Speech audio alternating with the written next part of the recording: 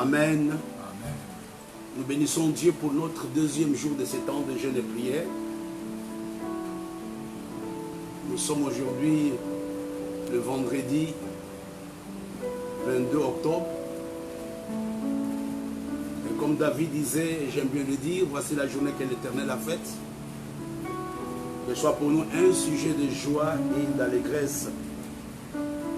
Sans plus tarder, nous allons commencer ce temps de prière et de partage pendant 30 minutes.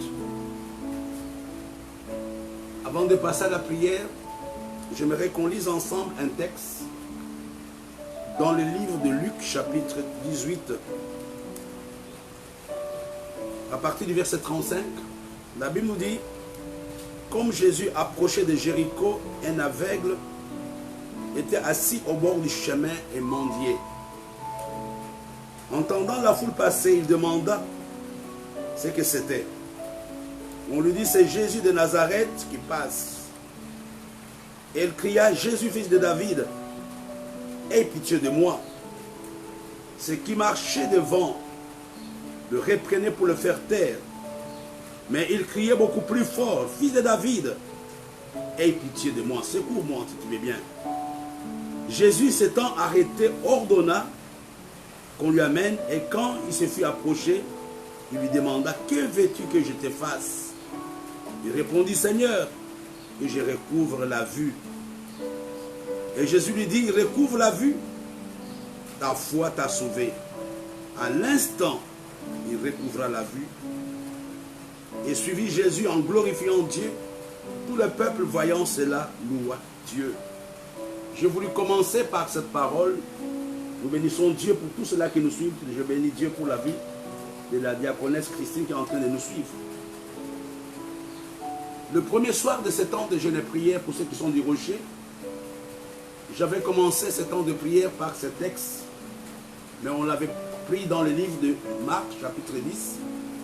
Mais ici, nous le prenons dans le livre de Luc, c'est la même histoire. Il y a 5 points sur lesquels j'aimerais qu'on s'attarde avant de passer au message. La Bible nous dit que l'aveugle avait tellement crié.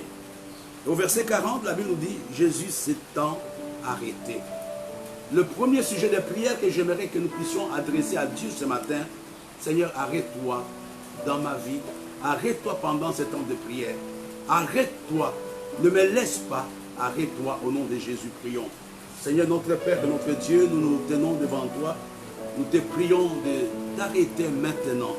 Nous te prions de t'arrêter maintenant, oh Dieu, notre Père et notre Roi, parce que nous ne voulons pas être seuls pendant cette intercession. C'est la raison pour laquelle nous crions à toi maintenant. Tendre Père, nous te prions que tu puisses t'arrêter et que tu nous fasses du bien pendant ces 30 minutes de prière. Nous te bénissons notre Père, nous te bénissons notre Dieu au nom de Jésus. La Bible nous dit: Jésus s'était arrêté et il demanda qu'on puisse lui amener l'aveugle. C'est ce que tu vas demander à Dieu maintenant, toi qui es en train de prier avec moi, toi qui pries à la maison. Je bénis Dieu pour la vie de l'ancienne Marie-Josée. J'aimerais qu'on prie ensemble, Seigneur. Me voici devant toi, occupe-toi de ma situation. Toi qui écoutes la prière, c'est la raison pour laquelle je me suis levé, je me tiens devant toi. Arrête-toi maintenant dans ma vie, occupe-toi de ma situation. Quand Jésus s'était arrêté, il s'était occupé de la situation de Bartimée. Ce matin, Jésus a pris la résolution de s'occuper de ton problème. Au nom de Jésus, prions ensemble, prions ensemble. Présente ta situation. Bartimée avait crié, l'aveugle avait crié, dit: Seigneur, me voici, me voici. Quand Jésus s'était arrêté, il s'était occupé du dossier de Bartimée. Ce matin, Jésus a pris la résolution de s'occuper de ta maladie, de s'occuper de ton mal de dos, de t'occuper de ton mal de ventre, de t'occuper de ton chômage. Jésus s'arrête pendant ce temps de prière. Il ne peut pas te laisser. Il s'était arrêté parce que Bartimée avait crié. Jésus s'arrête ce matin dans cette maison. Jésus s'arrête là où tu te trouves. Jésus s'arrête parce qu'il veut s'occuper essentiellement de toi au nom de Jésus. Au nom de Jésus. Ce n'était pas facile d'aller vers Jésus. Mais quand il s'était arrêté, il demande, c'était Jésus qui avait demandé: amenez cet aveugle vers moi. Le chemin était frayé. Le chemin était ouvert. C'est ce que j'aimerais te dire ce matin. Par la prière que tu vas faire, aie à l'esprit que le Seigneur s'arrête pour toi. Par la prière que tu vas faire, sache qu'il est en train de s'occuper de ton dossier.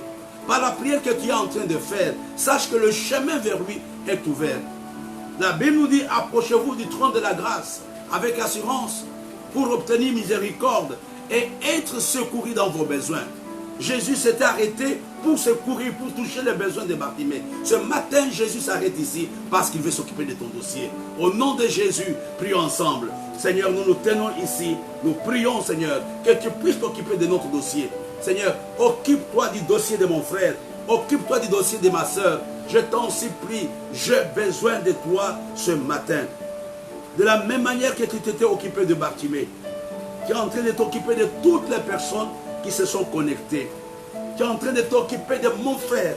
Tu es en train de t'occuper de ma soeur. Je te bénis, Jésus. Je te glorifie au nom de Jésus. Au nom de Jésus.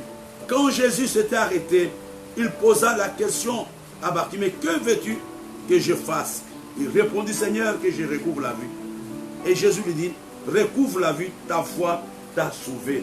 J'aimerais ce matin, sache que la situation de Bartimée était une situation alarmante. C'était une situation triste. Mais quand Jésus s'était arrêté, l'affliction dans la vie de Bartimée s'était aussi arrêtée. Je prie ce matin, par la prière que tu vas faire, que ton affliction s'arrête. Je bénis Dieu pour la vie de Stella qui nous suit à partir de Bucarest. Je bénis Dieu pour la vie du révérend Boulou qui est en ligne aussi. J'aimerais ce matin que tu dis, Seigneur, j'aimerais que mon affliction s'arrête maintenant. Quand Jésus s'était arrêté, cet homme qui ne voyait pas depuis des années, avait retrouvé la vue. Ce matin, je prie pour toi.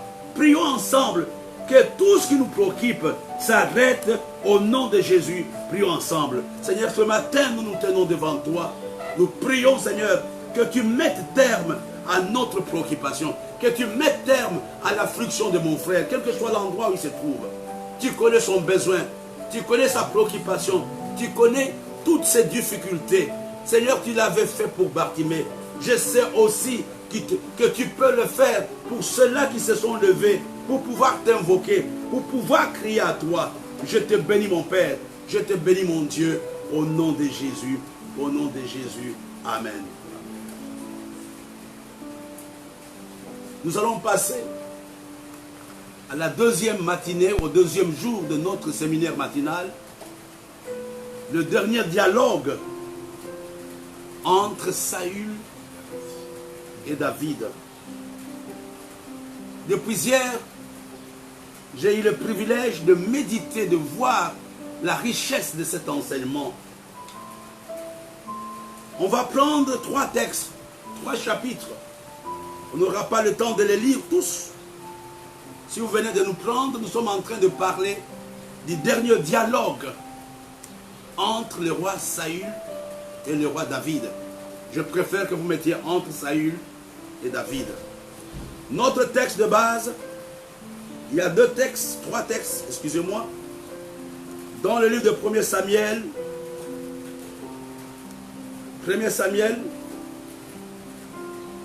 chapitre 23, 2, et puis 1 Samuel chapitre 24, et le 3e texte c'est 1 Samuel chapitre 26. Je bénis Dieu pour la vie du pasteur Clarisse. Écoutez, il s'agit ici d'un dialogue qui se passe dans un contexte particulier. Saül, qui était le roi puissant, est en train de poursuivre David, qui venait de voir l'onction. Et hier, je vous ai montré comment Dieu va délivrer, comment Dieu va donner le secours à David. C'est ce que Dieu est en train de faire pour toi. Et regardons au verset 24. La première fois, Dieu sauve David. Saül ne s'était pas découragé. Saül est revenu avec 3000 militaires pour attaquer David. Par le miracle de Dieu, Je pense que Dieu avait permis cela parce qu'il voulait que David parle à Saül. C'était dans la grotte. J'aimerais que tu me suives très bien. Après une longue journée, il y avait des grottes, des cavernes. Saül et son armée sont entrés dans la même grotte où était caché David. Mais ils ne savaient même pas que David était dans la même grotte. J'aimerais te dire ce matin que Dieu est en train de tendre un piège à tes ennemis. Peut-être tu ne le vois pas, peut-être tu ne le comprends pas. Et quand ils entrent dans cette grotte, les gens de David lui disent, c'est le moment de te venger. Les gens lui disent, voici le jour où l'Éternel te dit, je livre ton ennemi entre ta main, traite-le comme bon te semble. David se leva, coupa doucement le pan du menton de Saül. Après cela, l'Éternel lui battit parce qu'il avait coupé le pan du menton de l'Éternel. Il dit à ces gens, que l'Éternel me garde de commettre contre mon Seigneur loin de l'Éternel une action telle que de porter ma main sur lui, car il est loin de l'Éternel. Écoutez-moi, malgré la détresse dans laquelle David s'est trouvé, David n'a pas changé de confession. David ne s'est pas compromis. David était serein. Les gens qui étaient avec lui ont dit, c'est le moment de te venger, c'est le moment d'en finir avec Saül. Mais David dit non, je ne peux pas mettre ma main sur loin de l'Éternel. Mon frère, quel que soit ce que l'homme de Dieu te fait, ne mets pas la main sur lui. Ne mets pas la main sur lui, c'est une malédiction. Mais ce n'est pas ça mon enseignement. Alléluia. Après cela, c'est par ces paroles, David arrêta ces gens et les empêcha de se jeter sur Saül. Il les empêcha de se jeter sur Saül. Mais il y a une chose que j'aimerais que tu retiennes ce matin. Alléluia. Avant de revenir à ces textes, lis avec moi dans le livre de Proverbes chapitre 14. C'est une déclaration pour quelqu'un ce matin qui me suit. C'est une déclaration pour moi-même. C'est une déclaration pour toi. Proverbes chapitre 14. Proverbes chapitre 14, verset 19. Suis-moi très bien ce matin. La première leçon que je retiens de l'entretien, du dialogue de Saül et de David, c'est dans le livre de Proverbes chapitre 14, verset 19. Oh là là. La Bible nous dit, le mauvais s'incline devant le bon et les méchants aux portes du juste. La première leçon que je retiens du dialogue de Saül et de David, le mal triomphe, le mal ne triomphera pas devant le bien. Je ne sais pas si tu comprends. Le mal, quel que soit son nom, ne peut pas triompher devant le bien. C'est vraiment la première pensée que j'aimerais que tu retiennes. Saül avait toute l'armée, Saül avait des moyens, mais il était le mal. Le mal ne peut pas triompher devant le bien. Les méchants peuvent croire qu'ils ont réussi pour un temps. Je voudrais te dire, mon frère et ma soeur, que ton mal ne triomphera pas devant le bien. J'aimerais que tu comprennes que tous les méchants de ta famille ne peuvent pas triompher contre toi. Tous les méchants de la famille de Joseph n'ont pas triomphé devant Joseph. J'aime que tu comprennes cela. Le mal ne peut pas triompher devant le bien. Aujourd'hui, tu peux croire qu'on t'a abandonné. Pas tu es dans le Seigneur, parce que tu essaies d'être juste. Ils peuvent se réjouir pour un temps. La Bible nous dit que le mal ne peut pas triompher devant le bien. Mais ce qui est important, je voudrais que tu comprennes une chose qui est fondamentale. Déclare cela avec moi. Que tout mal dans ma vie ne peut pas triompher devant le bien. Sinon Saül pouvait tuer facilement David. Dieu ne peut pas se contredire. Mon frère, on peut avoir les sorciers, 1000 sorciers contre un seul juste. Il ne peut pas triompher. On peut avoir des gens qui ont des relations, qui ont des millions au comité central, au gouvernement, mais devant un juste, ils ne peuvent pas triompher. Je te dis la vérité. Le mal ne peut pas triompher devant toi, parce que tu es juste. Le mal ne peut pas triompher. Mais la chose que j'aimerais que tu comprennes, je l'ai dit, que chaque enfant de Dieu, chacun devant nous est devant une quelconque méchanceté. Chacun devant nous est devant un mal. Le mal peut être la méchanceté des hommes. Le mal peut être le représailles du diable. Le mal peut être la difficulté par laquelle tu passes. Mais la bonne nouvelle, que le mal ne peut pas triompher devant le juste. Est-ce que tu comprends ça? Est-ce que tu comprends au moins ce que je suis en train de dire? Hey. Malgré les appuis que Aman avait, il ne pouvait pas triompher devant un esclave, Aman. Tout le pays ne pouvait pas triompher devant deux petites personnes, Aman et Esther. Je déclare et je prophétise sur ta vie ce matin que le mal qui t'effraie ne peut pas triompher. Le mal qui t'effraie ne peut pas triompher. Je peux vous donner un témoignage que j'ai vécu dans cette église. Un de mes fils avait un problème de terrain avec un grand homme d'affaires de cette nation, un milliardaire, un multimilliardaire. Mon fils est un petit ancien à l'église qui n'avait aucune relation, qui n'avait aucune source d'argent. Même pour aller porter plainte, il fallait qu'il commande à gauche, à droite. Il est venu me voir. Il me dit, papa, je pars porter plainte contre tel monsieur, je ne peux pas le citer. J'ai eu peur. J'ai regardé le jeune homme. J'ai dit, mais tu sais à qui tu t'attaques? C'est une puissance financière dans cette nation. Il a dit, je pars, je suis avec Dieu. Et ses frères, je pense qu'il est en train de me suivre. Il est parti, il a porté plainte. Le dossier a mis quelques temps au parquet. Mais quelques temps après, malgré le moyen que ce monsieur avait, il a envoyé des messagers pour appeler ce jeune homme. Il a dit, viens pour qu'on négocie. Le jeune homme a dit, on ne peut pas négocier. On doit aller. Et le jeune homme a récupéré son terrain. Je prophétise sur quelqu'un ce matin que le mal ne peut pas triompher devant les justes. Saül ne pouvait pas tuer David. Retiens ça ce matin, mon frère. Retiens ça ce matin, ma soeur. N'aie pas peur. Le mal ne peut pas triompher devant le juste. La deuxième vérité, la deuxième déclaration que tu dois faire avec moi ce matin, que tes ennemis sont perdants. Aïe, aïe, aïe, aïe, aïe, aïe. Tes ennemis, quel que soit l'endroit où ils sont.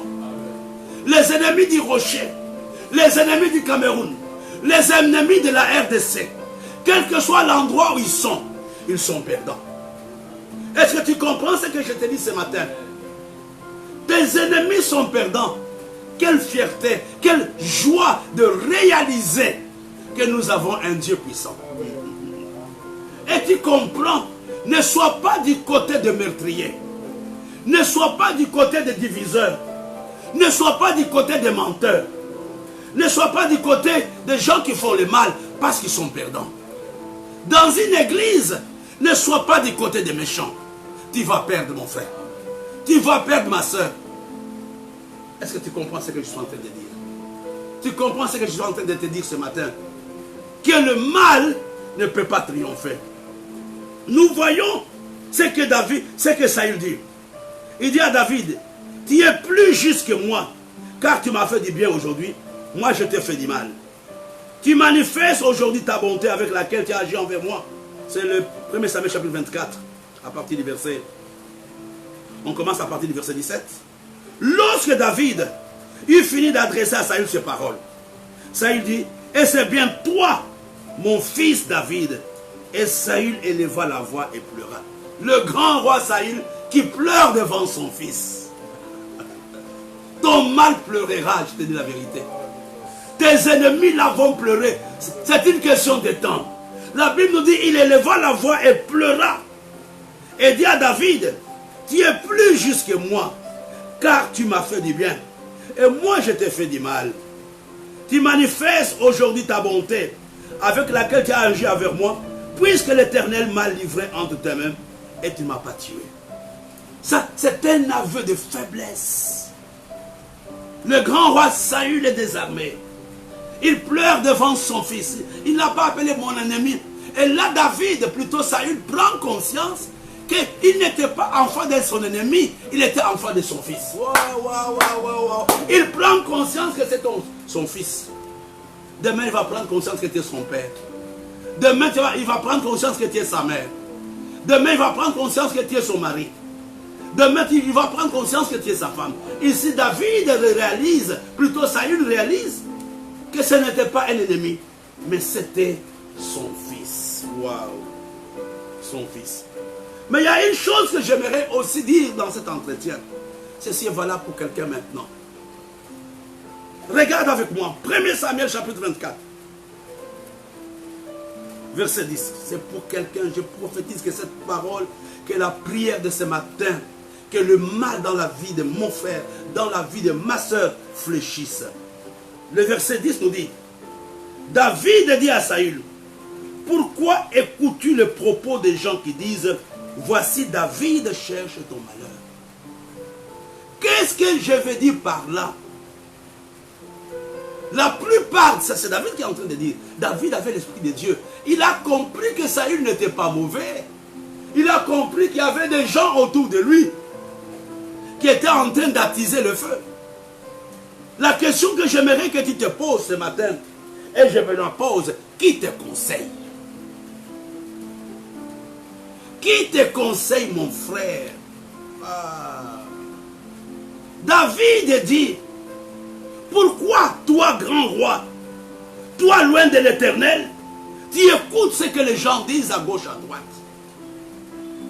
Pourquoi David dit ça? Parce qu'il découvre, parce qu'il a la révélation que le problème de Saül n'était pas lui seul. Quelque temps avant, le bien-aimé, Jonathan avait dit à David que papa sait que tu vas remplacer. Mais ici, plutôt David dit au roi Saül, que qui te conseille? C'est quelque chose de très important. De faire attention à son entourage. De faire attention aux paroles que les gens qui sont autour de nous donnent. Il y a un texte. Moi, ça m'a fait mal hier quand j'ai préparé la réunion. Allons dans Esther chapitre 5. Aïe. Vous savez, Esther chapitre 5, verset 14. Peut-être vous avez déjà fait attention. Moi, c'est hier que j'ai fait attention. Qui avait proposé de pendre Aman? C'était la femme de Aman. Ce n'était pas Aman lui-même. C'était la femme d'Aman. La Bible nous dit, Esther chapitre 5, verset 14. Zérek, sa femme, et tous ses amis lui dirent, qu'on prépare un bois haut de 50 coudées, et demain matin, demande au roi qu'on y pende Mardoché. Puis tu iras joyeux au festin. C'est ta vie, plus à Aman, et il fit préparer le bois. La pensée du bois n'était pas l'initiative d'Aman. C'était l'initiative de sa femme et de son entourage. Qui te conseille? Aujourd'hui, tu as des problèmes dans ton mariage. Qui te conseille? Aujourd'hui, tu ne t'entends pas avec tes collaborateurs. Qui te conseille? Aujourd'hui, tu combats ton père spirituel. Qui te conseille? Aujourd'hui, tu ne veux pas voir tes parents biologiques. Qui te conseille? Moi, c'était hier que j'ai découvert que c'était la femme d'Aman qui était à la base du bois sur lequel Aman lui-même s'est répandu. Aïe, aïe, aïe, aïe, aïe. David dit, qui conseille gloire? Salaboye, qui te conseille? Ce matin, j'aimerais que tu refuses. Écoute Dieu dans ta situation. Ne quitte pas ta femme parce que quelqu'un te conseille. Ne quitte pas ton mari parce que quelqu'un te conseille. Ne quitte pas l'église parce que quelqu'un te conseille. Qui te conseille?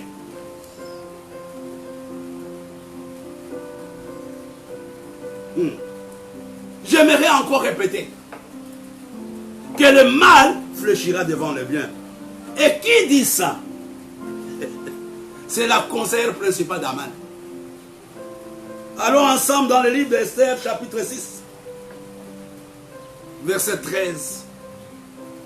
La Bible nous dit, Aman raconta à Zéré sa femme et à tous ses amis tout ce qui lui était arrivé.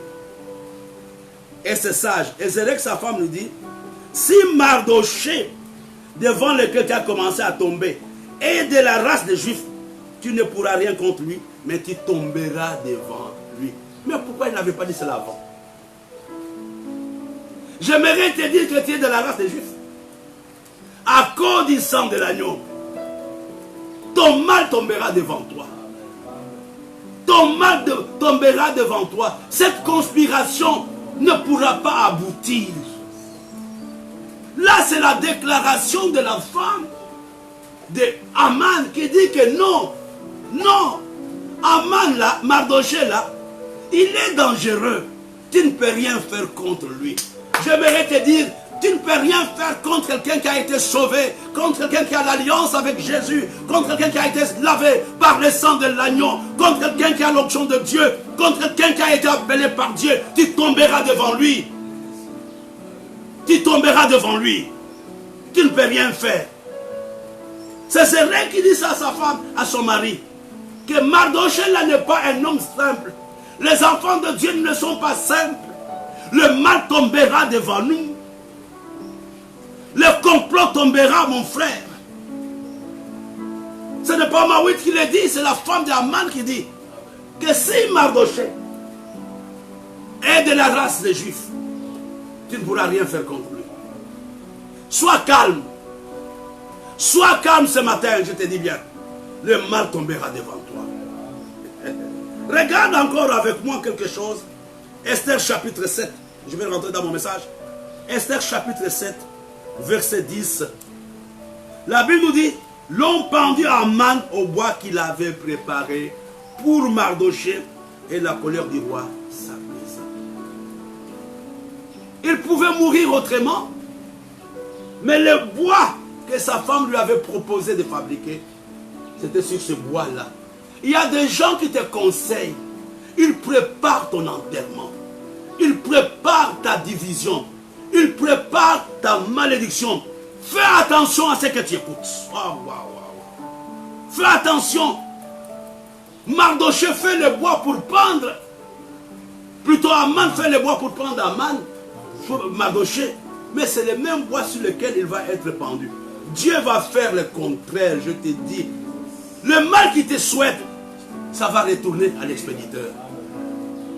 Tout ce qu'il planifie contre toi, voir ton mariage se diviser, voir tes enfants mourir dans la pauvreté, voir ton ministère se fermer, c'est leur ministère qui fermera. Toi, Dieu va te protéger. C'était le même bois, pas un autre. Le roi ne connaissait même pas le bois. C'est la femme, c'est Zérech, qui dit à son mari, il faut préparer des bois. Ce matin, j'aimerais vraiment te dire quelque chose de très bien. Fais attention à ton entourage. Fais attention aux gens qui te parlent. Beaucoup de nos dirigeants sont extraordinaires, excessivement intelligents, gentils, mais l'entourage est pourri. Beaucoup de leaders sont dans le problème à cause de leur entourage. Que Dieu t'aide ce matin. Que Dieu t'aide ce matin. Le mal fléchira. Je vais terminer. Nous allons continuer demain. Mais j'aimerais te montrer une autre chose qui est très importante. C'est la déclaration de Saül lui-même qui le dit. Il dit à David, tu es plus juste que moi, car tu m'as fait du bien, et moi je t'ai fait du mal.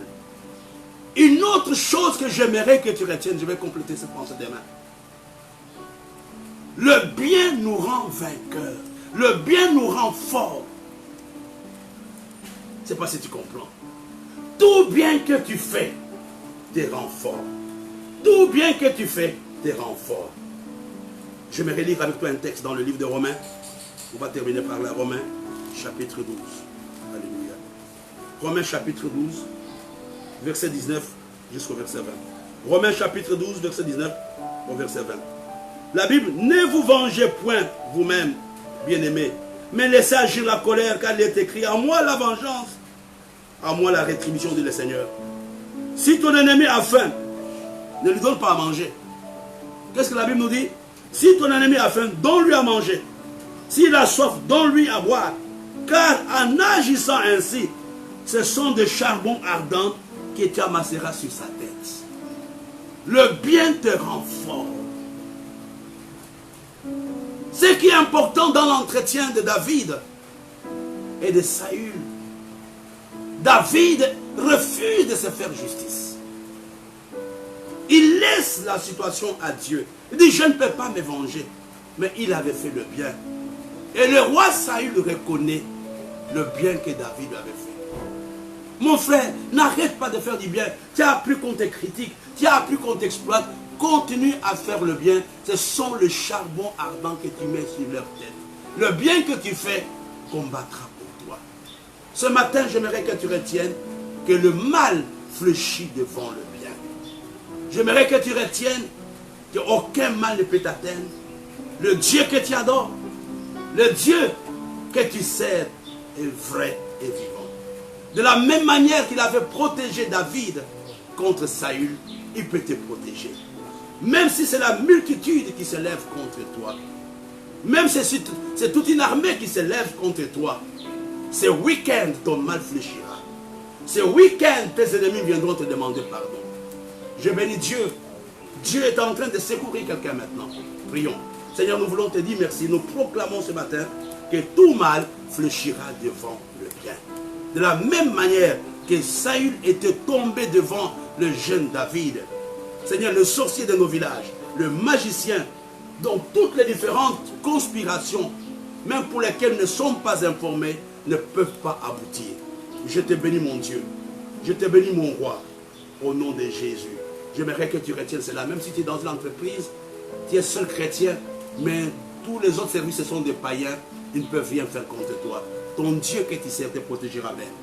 J'aimerais que tu retiennes cette pensée ce matin. Pour ceux du Rocher, on a service tout à l'heure à 18 h.